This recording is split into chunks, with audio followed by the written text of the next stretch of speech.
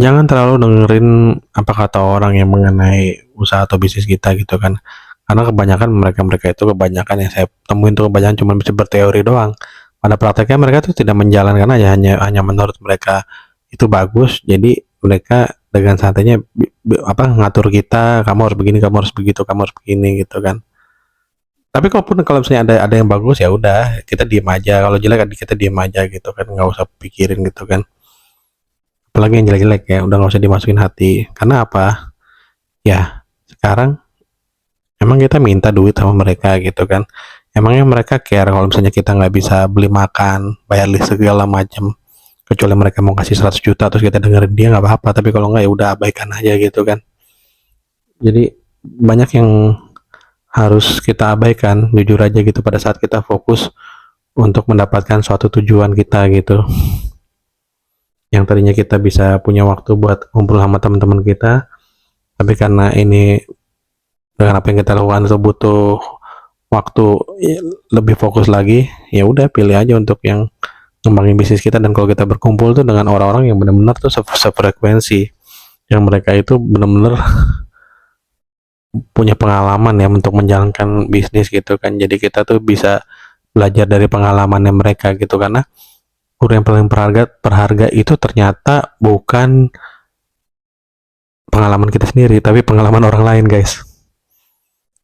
Ya pengalaman kita sendiri ada, tapi sebagian besar tuh pengalaman orang lain gitu kan. Jadi jangan sampai kita melakukan kesalahan apa yang mereka lakukan gitu kan. Ya memang sih mereka tidak akan secara detail kecuali kita udah membangun relasi yang udah deket banget, mereka akan detail tuh mereka salahnya mereka kenapa gitu kan. Jadi ternyata salah satu faktor itu kan pertama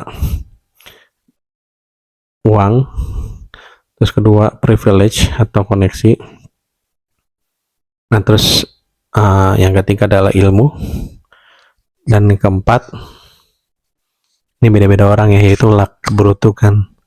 Saya sih percaya ya di bisnis itu ada keberuntungan ya, ada waktu-waktunya itu kita bisa dapetin apa yang kita cari selama ini gitu guys.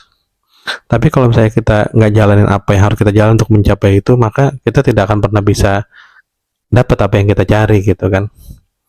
Kalau memang kita harus melewati hujan badai dulu, ya udah lewatin aja gitu, mau gimana lagi gitu kan.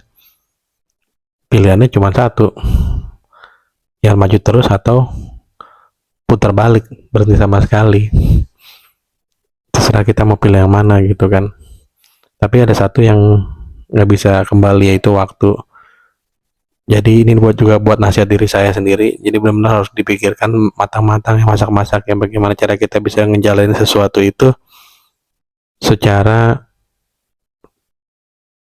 komprehensif ya, secara menyeluruh atau secara benar gitu kan. Ya sekarang udah banyak sih contohnya di apa namanya, banyak mentor-mentor gitu kan, terus banyak juga podcast atau YouTube, banyak-banyak dengerin aja gitu kan. Karena secara nggak sadar mereka kadang-kadang juga keceplosan gitu kan, apa yang udah mereka lakukan dan apa yang mereka berpikir sebagai jangan dilakukan gitu kan. Oke guys, tetap semangat belajar ya guys ya.